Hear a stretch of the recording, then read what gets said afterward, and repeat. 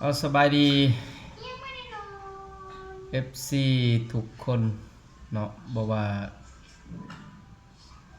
จะเป็นFC อยู่ในประเทศหรือว่าอยู่ต่างประเทศกันสบายดีเด้ออะไรยังไม่ออกวะที่หกที่ห้าสำหรับมื้อนี้เฮาก็สิมาถาม FC ทุกคนเนาะกับ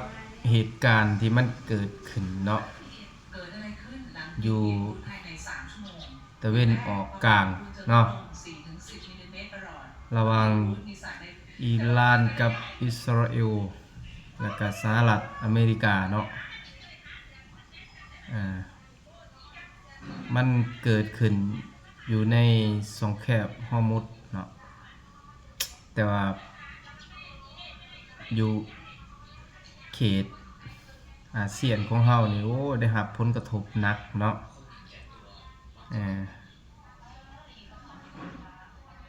และเฮาสิมีวิธีการใดๆเนาะในการดำรงชีวิตในแต่ละมื้อเนาะในเมื่อเหตุการณ์มันเกิดขึ้นอันนี้ก็มาถามความคิดความเห็นเนาะของแต่ละท่านเนาะสำหรับวิกฤตบอกว่าถ้าบอกว่าจะเป็นเนาะสิ่งของเครื่องใช้ในแต่ละมื้อเนาะอันนี้มันเกิดอยู่ประเทศเขาแบบประเทศเฮาก็มีทวงค่าก็ขึ้นนำเนาะก็ขึ้น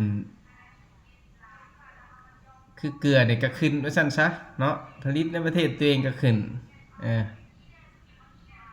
น้ำดื่มในประเทศเฮานี่นะบ่ได้เอามาแต่ต่างประเทศนี่จักสิขึ้นไปเฮ็ดปิชังเพราะว่าค่าน้ำมันทำบ่ขึ้นก็ได้ไปบ่รอดว่าซั่นอันนี้ก็จักลายสิว่าเนาะ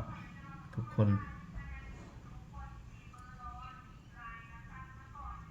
มหาอำนาจผู้เดียวเป็นคนสร้างความเดือดร้อนให้เบิดคนในทั่วโลก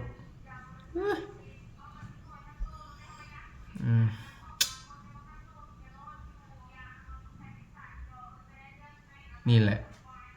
เขาว่าสงครามเกิดเพราะคนเนาะ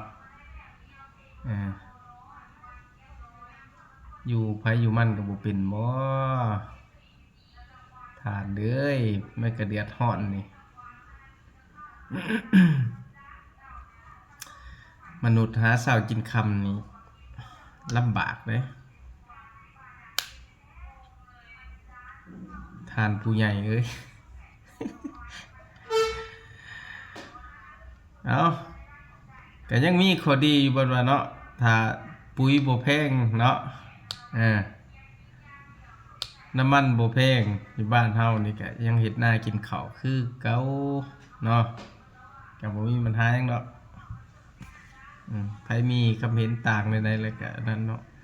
สงครามเกิดอยู่บ้านเขาแต่บ้านเฮามันก็ขึ้นนำเนาะ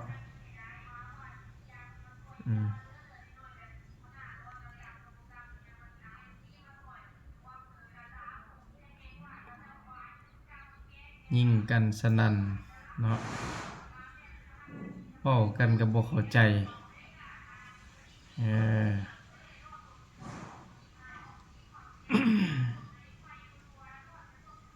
โลกกำลังเดือดร้อนนะเดือดร้อนทุกคนทุกอย่างสินค้าทุกประเภทขึ้นเบิดบ้านเฮาได้บัดนี้สิประการยังขึ้นบ้านเฮาข้าวหน้านี่นะคือบ่ขึ้นราคาข้าวนี่นะหมักข้าวโพดหมักสาลี่หมักแตงนี่นะขึ้นบ่ได้บ่ข้าวหน้าเฮ็ดทุกปีนี่นะพ่อค้าคนกลางคือบ่ประกาศขึ้นปานนั้นส่งออกพุหลายประเทศที่3ประเทศที่4ส่งออกโอ้ยมันควรสิขึ้นได้เลยราคาข้าว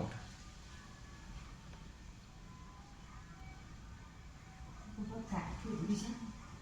เขาขายเดี๋ยวราคาขึ้นแล้วเขามาซื้อราคาตก อืม เจ้าห้าวอ่ะ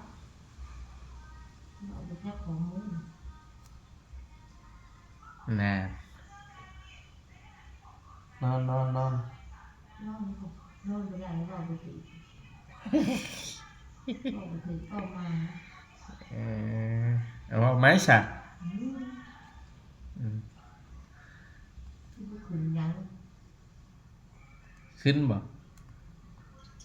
เขาตัดแล้วเขาตัดแต่รูปลงหมอหนึ่งสาม อืม เขาตัดรูปก่อนเดี๋ยวราคาเขา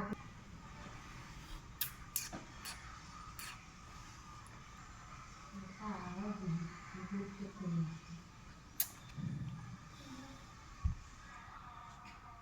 ตึ๊ด เที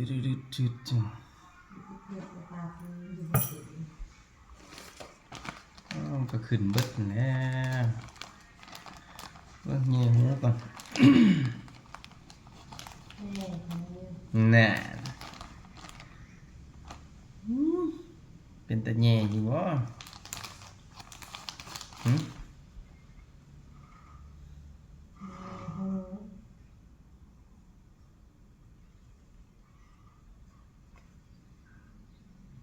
มันบ่มีแต่ไม้นี่ได้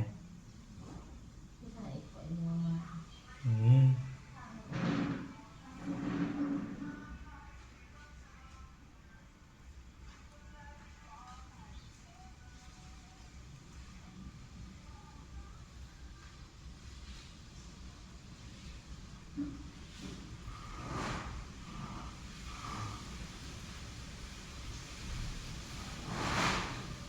มันไฟโคมบ่ได้มีได้นะเจ้านี่เจ้า จุ่มน้ำเหลาให้ บอก ฮะ โค้ง อยู่ค่ายลืมเอามา เอาไปไว้ในอยู่ค่ะ เอาลืมถือมาเนี่ยมันจะกล้าเขียด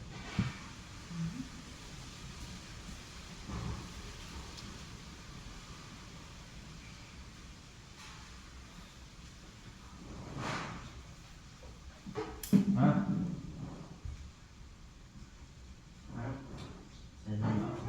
ตายอยู่รถ มากระโดดกระดิบแบบใส่กระเทียมปิดกับเพื่อน อ้าวเฮ้ยแล้วไปจิขานั่นเชื่อได้